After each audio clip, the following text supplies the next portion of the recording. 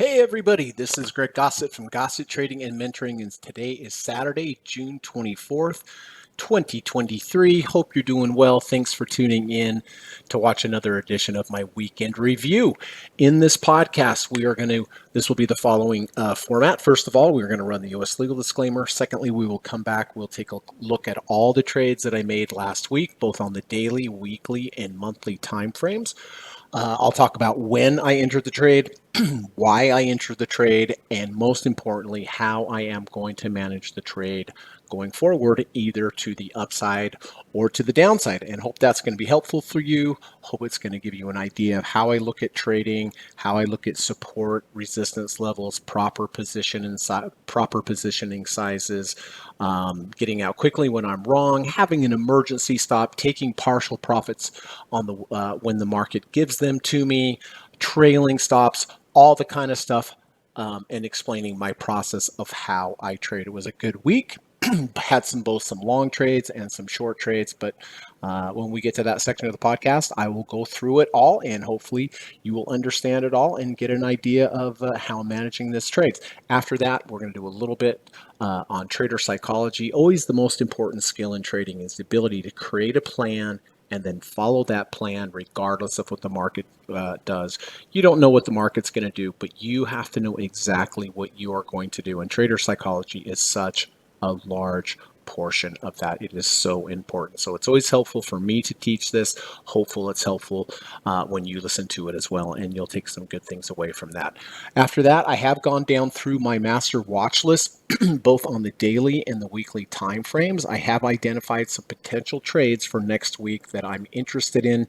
When I look for trades, I'm looking for multiple levels of support. I'm looking for a confluence combination of indicators lining up that give me a good risk to reward ratio. And as I mentioned just a few minutes ago, position sizing is so important based upon the volatility. So hopefully this will all be helpful for you, and take a look at what I'm looking at next week. I do have some potential next week that I'm looking for on the daily and both the weekly charts as well, because I like to trade multiple time frames. I think it helps even out your equity curve. So that's the plan for today. First of all, got to get that US legal disclaimer out of the way, so hang tight. I'll be back in about 40 seconds. Thank you so much. This video or live broadcast, like all instructional materials produced by Gossett Trading and Mentoring LLC, is created and published for informational and educational purposes only. Please carefully read and/or listen to the U.S. government required disclaimer before watching this video or live stream broadcast. The video link and disclaimer text are located in the description section of this video or live broadcast, here and here. Thank you so much.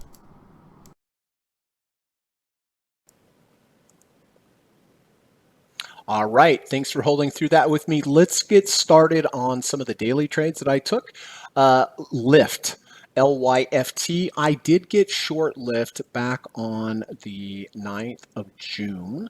And as I just mentioned, I like confluences, combination of indicators of when I enter the trade. I got short here on the 9th at $10.55. So why did I get short here? Well, two reasons. One, we went above the 70 RSI intraday, and then we closed below. Okay, that is one signal, not the only signal, but in conjunction with that, there was also a V1 entry trigger to the downside. A V1 consists of two bars. Here is bar 1. Bar 2 goes above bar 1's high and then reverses back below and closes below bar 1's close. Now, when I enter a trade, I guess I mentioned this first thing right here, I always have two stops. I have an emergency stop and I have an end of day stop. Well, an end of day stop on a V1 is bar 1, bar 2. Bar 2 goes above bar 1, closes below bar 1's close. That's the entry signal. The end of day stop is just going to be a close back above halfway of the washout bar, and this is the washout bar, the one that went above and then closed back below. So this pink line right here is the stop, but I base everything on a closing basis at the end of the day, except for my emergency stops. But you can see, got short here, 10:55. The next day, we went above that stop intraday. Had it closed above there, I would have just gotten out, but closed back below. So it kept me in the trade. The next day, again, during the day, went above the stop, but barely closed below, which I'm very grateful for because that kept me in the trade. Next day, moved down nicely. Next day, came back up again, tested that halfway. You can see what an important stop level that is, but then closed back below, kept me in the trade. Next day moved down substantially. Next day moved down really substantially. Next day moved down again. And this is a good time for me to mention, whenever the market moves the value of 0.45 ATRs from the previous bar's close, I will take off a 10% of my position size, lock that in. The market can't take it away from me, and it reduces my overall risk and locks in some of those profits. So, I got short here at, like I said, 10:55, battled around here for a little bit. Next day moved down, took 10% off. Next day, nothing. Next day, took another 10% off. Next day, went down again, took some more profits off. Orange line here, this is my trailing stop level. This is 1.5 ATRs below my entry. When I get to there, now I go into trailing stop mode, which means that if I now have a close above a previous bar's high, I will exit half of the position. And that happened on Thursday because it got to my trailing stop level here. And then Thursday, we had a big reversal, closed above a previous bar's high. Okay. So I did lock in half of the position for a 2.73% gain. But in addition to that, I also locked in more because of the partial profits. I love taking partial profits. And you'll see on a lot of these trades here that I did take profits higher than currently where it is here.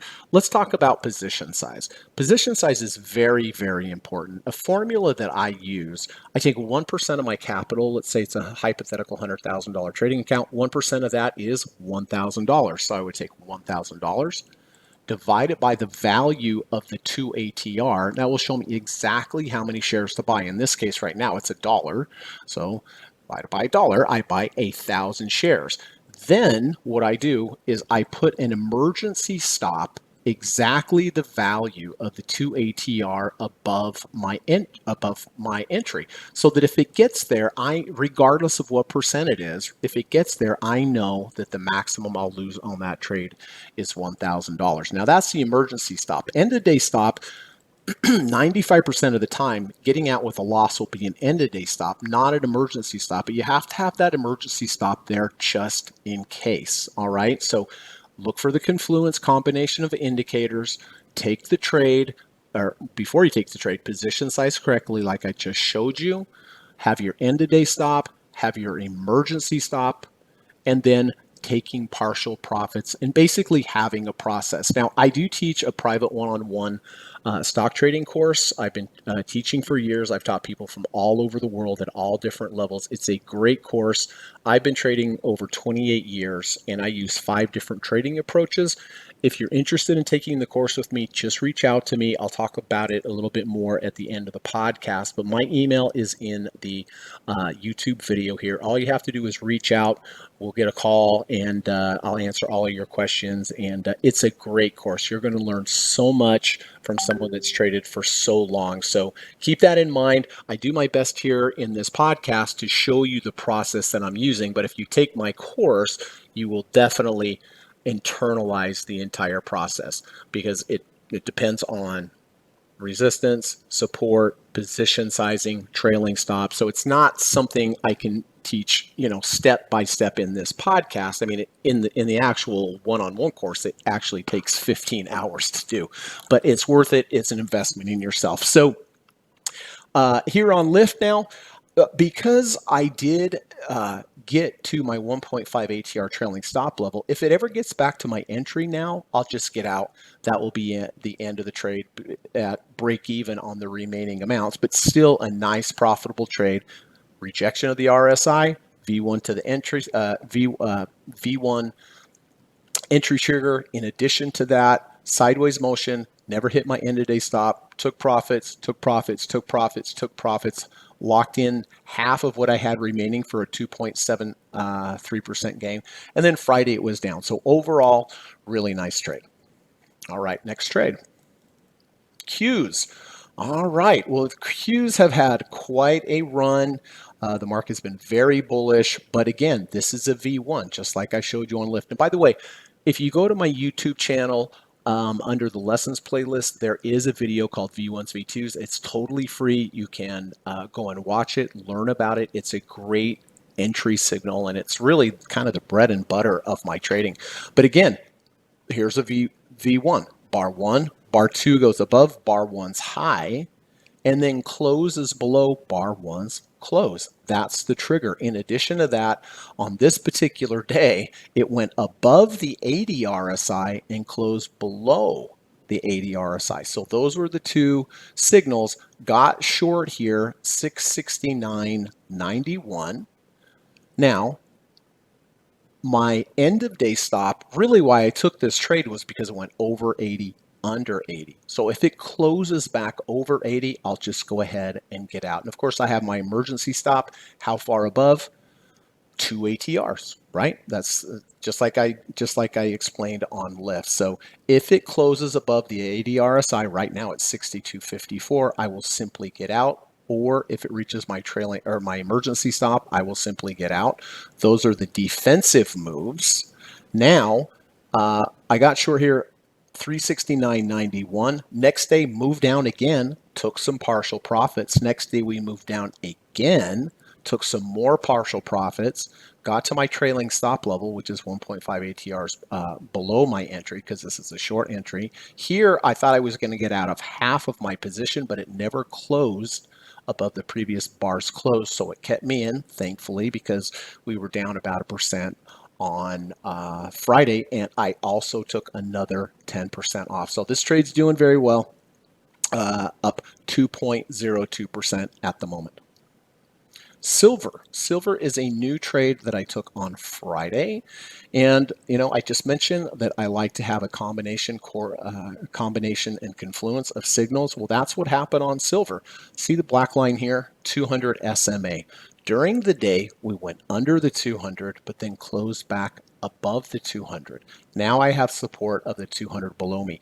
Also, this gray line here is the negative third ATR channel. 92% of prices do not go below this. They either stop going down sideways or bounce. And so that was a combination. Two things happened. We went under the 200, closed above the 200. We went under the negative third, closed above the negative third. And let me just show you another example of position sizing. So if we're using that hypothetical $100,000 account, 1%, $1,000, right? If you have a $50,000 trading account, $500. If you have $1 million trading account, $10,000. It's just 1%. So hypothetical $100,000 account times 1% is $1,000. Where's the value of the 2 ATR? Right here, it's 90 cents. So I take 1,000 divided by 90 cents.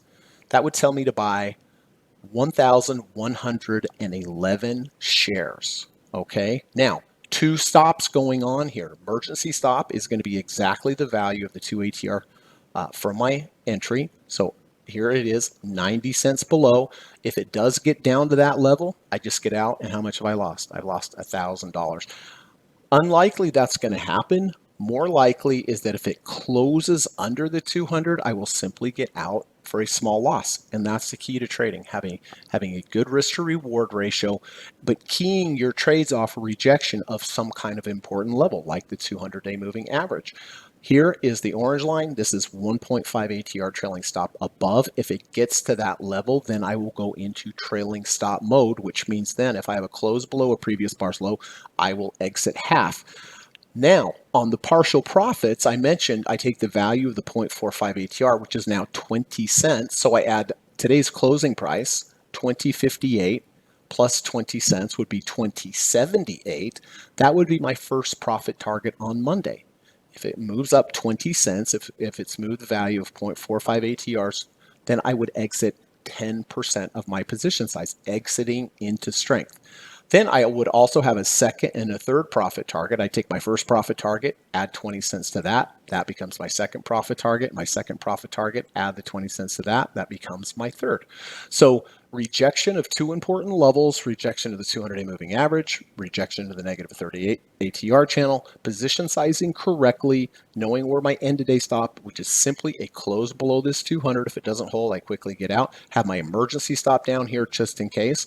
I take profits on the way up if the market gives them to me. And then if I get to my 1.5 ATR trailing stop level, then I go into trailing stop mode. So bought this at 2056. It's 2058. So basically bought it right there. So about break even at the moment.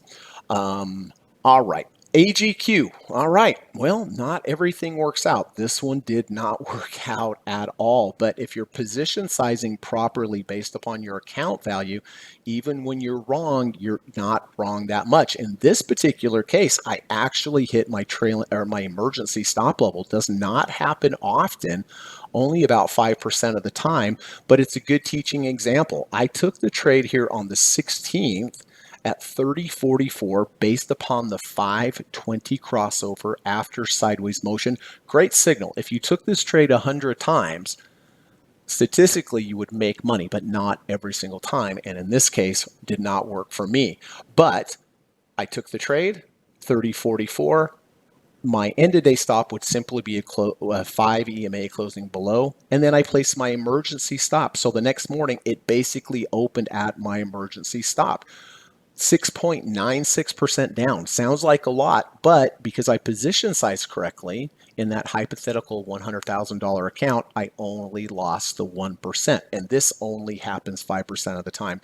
Another thing I'd point out here is good thing I got out, right? I got out at about 28.34.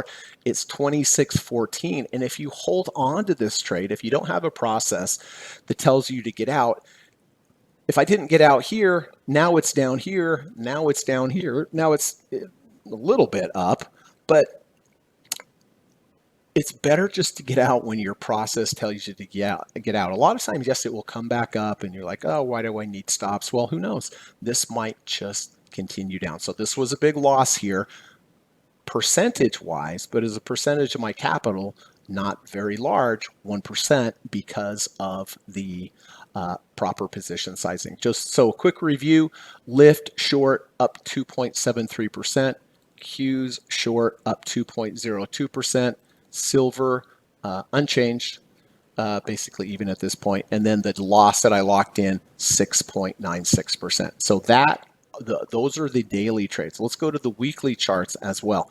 All right, I have been in this trade forever, but it's a good teaching moment. I got in IWM all the way back here on the 14th of October 2022, rejection of the 300 weekly SMA.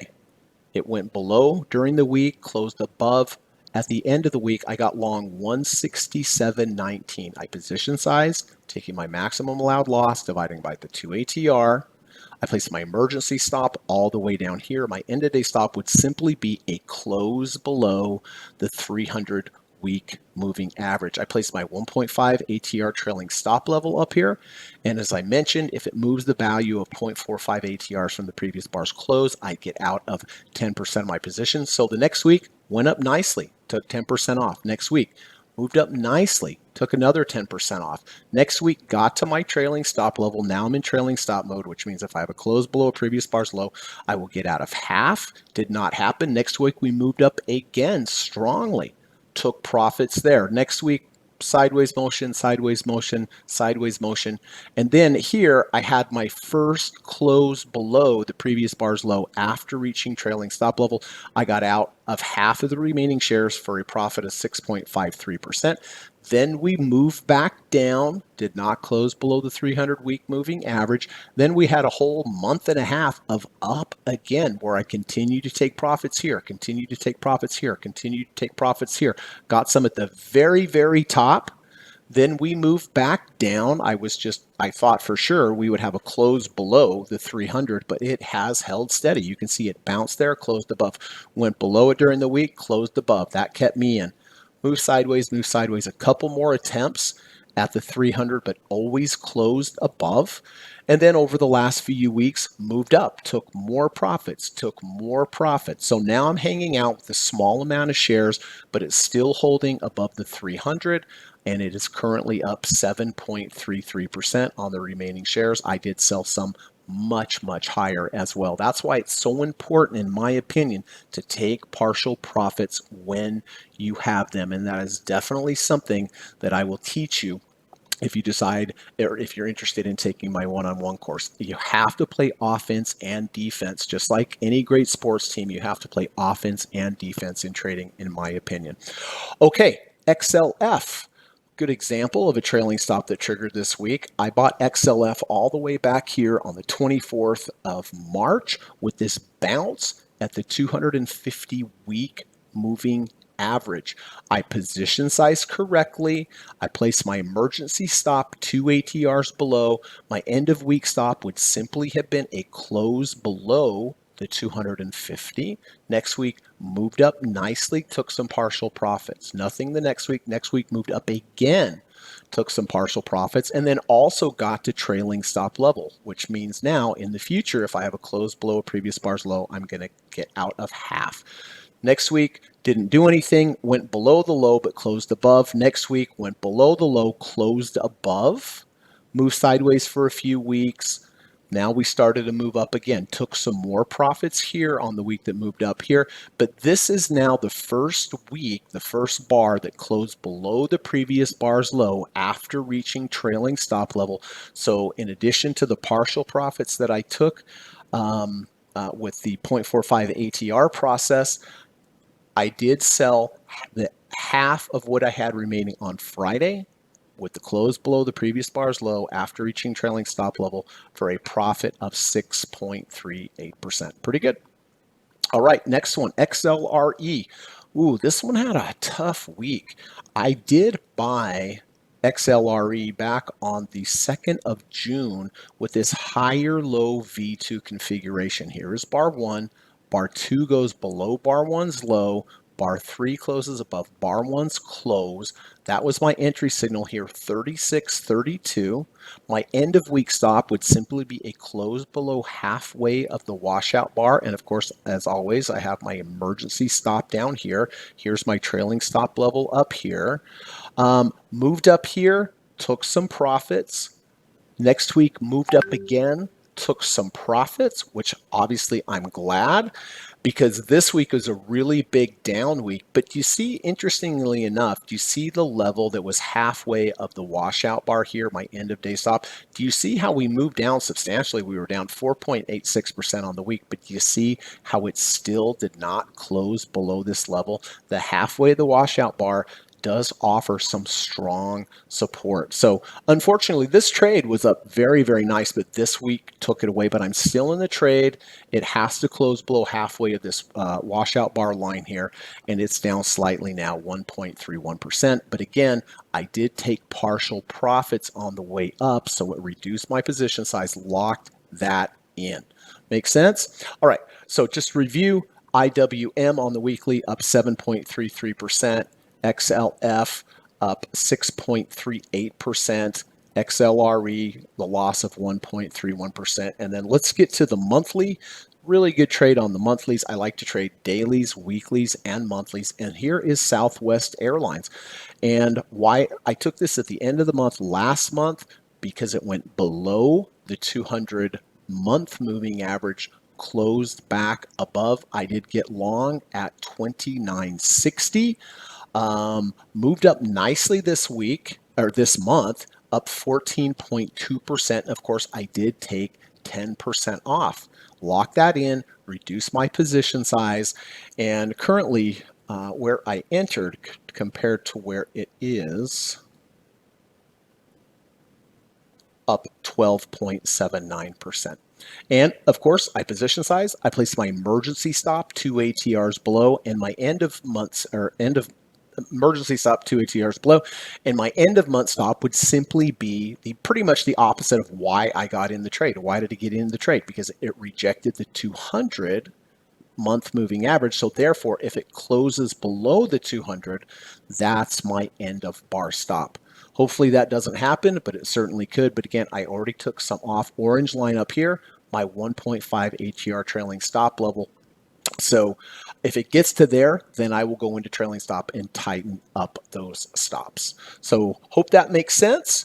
And decent trades all around, not all winners, but more winners than losers. And that's what is most important.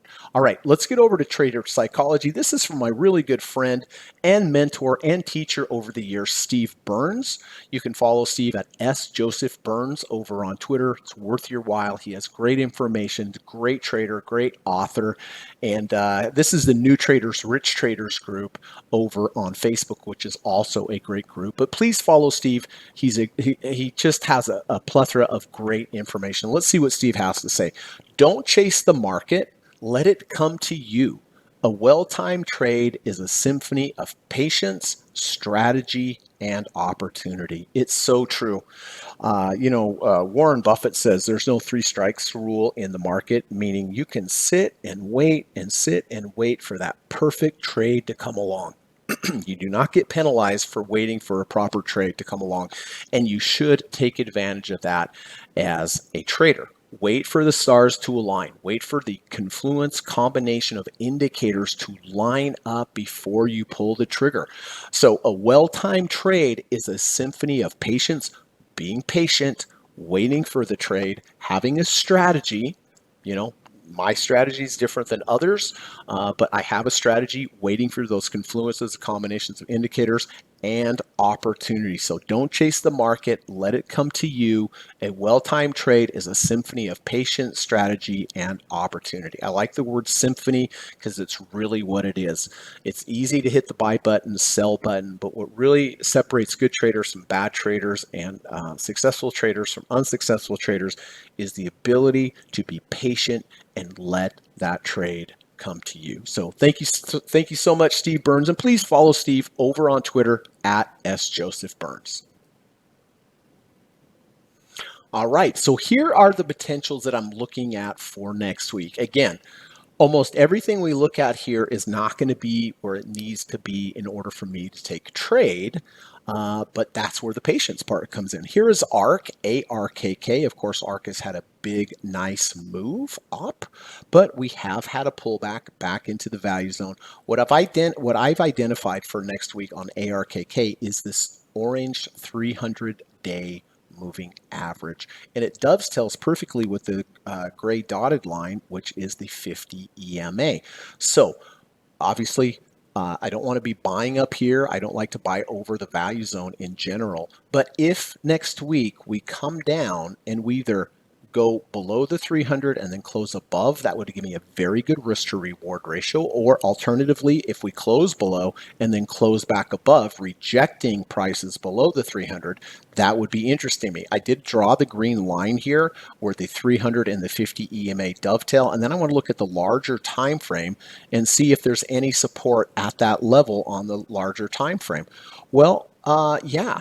I mean, look, one, we're in the value zone, and two, we have the 10 EMA. That should act as some support, but if it went under the 10 EMA and then closed back above the 10 EMA, that would be a pretty good entry signal. And like I said, just basically the weekly being in the value zone is good enough for me, but there is also some support though there. So again, on ARK, what I'm looking for is a move back down, reject some kind of intraday rejection, or close under, close over the 300-day moving average. That would give me a good structure for the trade. Doesn't mean it would work, but it means if it closes nice and gently over the 300, then simply if it just closes back below, I'm out, right? And of course, I always have my emergency stop in the worst case scenario, but this seems to me like the first real level of support. And so if it gets there and rejects it, I will consider taking the trade. If it just moves back up, then fine. I'll just wait for another market. I'll wait for another trade that does qualify and reject the level that I'm looking for. Disney. Well, look at Disney. My gosh. Tale of two cities, straight up, straight down, which happens a lot these days. 200, 250, 300, way above here. So when you have them above you, what could you look for? Well, RSI. Look, we're at a 36.21 RSI right now. If we went under the 30 RSI, either intraday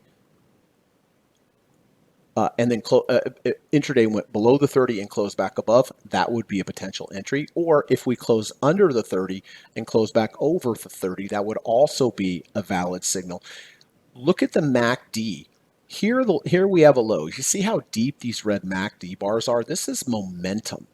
Well, we had a low, we rallied into some green MACD, and now if we go back down, test this low, you see how the MACD is very shallow here compared to these deep ones. I know we have not come down and tested this low yet, but I can just tell from experience if we do, the MACD is still going to be more shallow than the deeper ones over here. So this is interesting to me. This, I studied one-on-one with Dr. Alexander Elder, and he loves double bottoms with bullish divergences, and this is exactly what it is. But just because we have a double bottom and a bullish divergence doesn't mean I'm just going to enter the trade. I still need a trigger, and the trigger that I'm looking for is an under 30, over 30 to structure my trade. Gold, GDX. Well, just like the trade I was showing you on Southwest Airlines, the 200-day moving average, which is the black line here, this is a very important level of support. And I would imagine that buyers will be coming in here to potentially key off of this level. So what I'm looking for is simply the price to either bounce next week, to bounce at the 200, or to go under it during the day and close back above, or alternatively close under, close over. And I just talked about double bottom bullish divergence. Well, this one is a legitimate double bottom bullish divergence. Now, look at the previous low we had over here. Look how deep the red bars are. Then we rallied into green MACD. Are we lower here than we were over here? We definitely are. But look how shallow the red bars are. This is showing that the market is running out of downward momentum. If you run out of downward momentum, if you run out of buyers, you're probably going to go up. So yes, the double bottom bullish divergence is intact. Doesn't mean I'm going to buy it right now, right this second, because there is no trigger. There's nothing for me to key off of.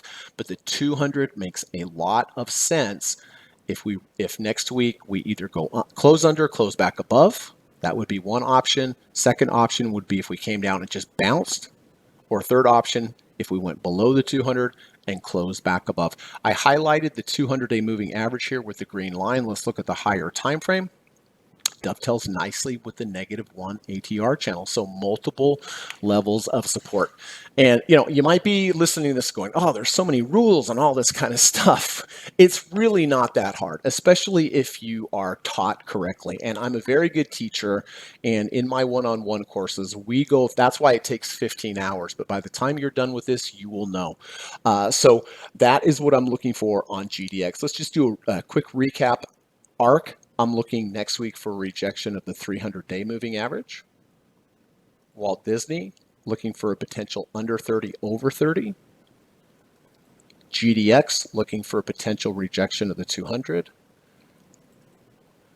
Oh, and then Exxon. Forgot about Exxon. Sorry. Exxon's very, very close. Look, here's the 250-day moving average. Friday, I almost took this trade, but see how it didn't close above. It went below the 250, but closed slightly under it. Had it closed back above, I would have taken the trade.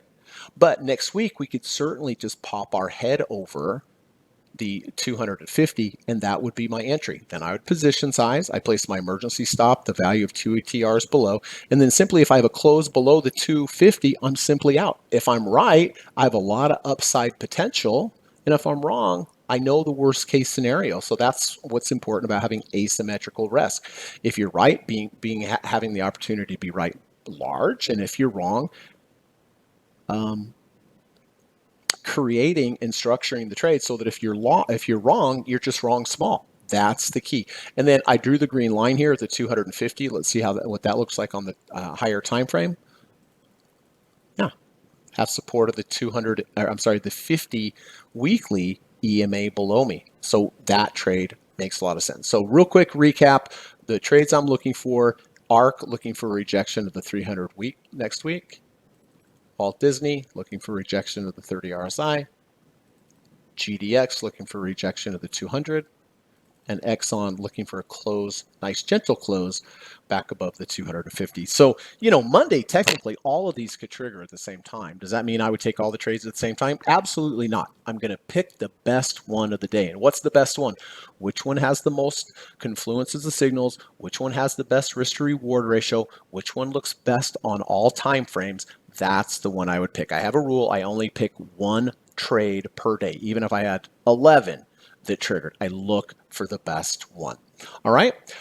Let's go to the weeklies and see if we have some potentials on the weeklies. Not a lot. This market has really gone up here. And just like this here, don't chase the market, let it come to you. A well-timed trade is a symphony of patient strategy and opportunities. Well, back here on the dailies, that's exactly what I'm doing, right?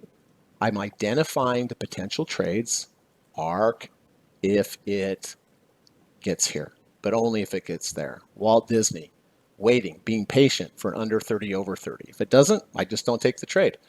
GDX, if it rejects the 200, I like this trade a lot, by the way, then I'll take the trade. If not, I won't take it. Exxon, if it closes back above, then I get into the trade. So that really comes back to what Steve's saying about don't chase the market, let it come to you. Identify the levels that make sense in your process. Do nothing if it doesn't get there. If it does get there and make sense, take the trade. Okay. So on the weeklies, only a couple. FDX or FXY. Excuse me. FXY is the Japanese yen. My gosh, big move down. But look, we're at a 33.49 RSI. We are in the gap from over here. This is a market structure change, leaving this gap open. Good chance it will bounce here from a technical level, but I still need the trigger. We're at a 33.49 RSI. If next week we go down, bounce at the 30 or go under the 30 and close back over, I'm going to get long. Gives me a good structure. So have to be patient. Wait for the trade to come to you. Identify the level. I'm looking at this. What's the level? It's the 30 RSI. It may never get there and may take off from here, and great. But if it does next week somehow reject the 30 RSI level, then I position size correctly. I place my emergency stop. I know exactly what my end of day stop or end of bar stop is on this case weekly. Just it's simply a close back below. So this one makes a lot of sense. Last one here, IBB. Well, looking at this, I look and go, okay, where's my level? Well, here's the 300-week moving average. Last time it closed under, closed back over, would have worked out well for you. Next week, then we came back down, bounced again at the 300. Next week, tried to go under, closed back above. So the market does not really like any prices under the 300. It doesn't mean in the future it won't, but what I'm looking for next week is simply the market to come down, bounce at the 300-week moving average, or alternatively go under it and then close back over. Give me a good risk to reward ratio. So just to review on the weeklies, looking for FXY, which is the Japanese yen, to reject the 30 RSI on weekly. Weeklies close on Friday, by the way, so I wouldn't make any decision until next Friday. So a rejection of the 30 next week on the weekly bars on FXY I would consider. And then IBB, if and only if it rejects the 300-week below, then I would consider taking that as well. So at the beginning of the podcast, I mentioned that I do teach private one-on-one lessons. I've been teaching for years. I've taught people from all over the world. I really love to teach. I really like to see my students have that aha moment where it all comes together for them. It's very important that my students succeed. So if you are interested, the course does cost $1,750, but it's a great value. It's a great investment in yourself. And I've had so many good reviews from these courses. So if you're interested, please just send me an email and we can start talking. But like I said, the course is 3 hours each session. There's 5 sessions, a total of 15 hours, and it's worth every penny, I promise you. If you like today's podcast, I would certainly appreciate it if you could hit the thumbs up button. It helps to build the channel, keep the channel around, lets YouTube know that there's some valuable content here. So if you have learned anything valuable today or in previous podcasts, I would certainly appreciate a thumbs up. If you like online courses, I have a great online course available at udemy.com. I teach you the deep dip buy stock trading strategy. A lot of the setups and positions that I showed you today are exactly that. The one-on-one course, always the best, of course, because of the one-on-one and the personal attention, live attention that you get. But if that's out of your financial range, then start with the Udemy course. It's only $12 or $15. But don't let the low price fool you. There is a lot of content there. There's 9.5 hours of video. There's 26 videos. There's 15 study guides. And I teach you step by step in that online course how to trade it. And I've had so many good reviews from that. Last but not least, everyone, if you could please try to go out and do one nice thing for another human being today, it really would make the world a better place. If we all did one nice thing every day, it would just make the world a better place. And if someone does something nice for you, you appreciate it. And the opposite's the same. There are a lot of people out there, you never know what they're going through. One nice act of kindness may just change their whole day. And if you could also do that for an animal as well, I would certainly appreciate that. I'm a big animal lover, and I know they appreciate acts of kindness as well. So I appreciate you being here. I hope you're doing well, trading well. Please stay safe. Market's pretty toppy here, everyone. And we have had this pullback this week. I expect this dip to be bought, but who knows? You never know. But anyway, God willing, I will be here next week. And if you have any comments or questions, please leave them in the comments below. And have a great week. And hopefully we'll talk to you next weekend. Thanks, everyone. Bye-bye. U.S. government requires stock, options, futures, and forex trading is not appropriate for everyone. While there is a potential for large rewards, there is also a substantial risk of loss associated with trading. The material in this video or live broadcast is not geared towards any particular individual or to any particular financial situation and is not intended to meet the particular investment objectives of any viewer. This video or live broadcast, like all instructional materials produced by Gossett Trading and Mentoring LLC, is created and published for informational and educational purposes only. Any and all information contained in, implied, or referenced by this video or live broadcast is not to be construed as investment advice, and no representation is made that any individual or entity involved in production of this video or live broadcast is an investment or financial advisor or is registered or authorized to give any financial advice. We are publishers and educators only. Therefore, the various producers of this video or live broadcast will not accept liability for any loss or damage of any kind which may arise either directly or indirectly out of the use of any of this material, including any loss of profit.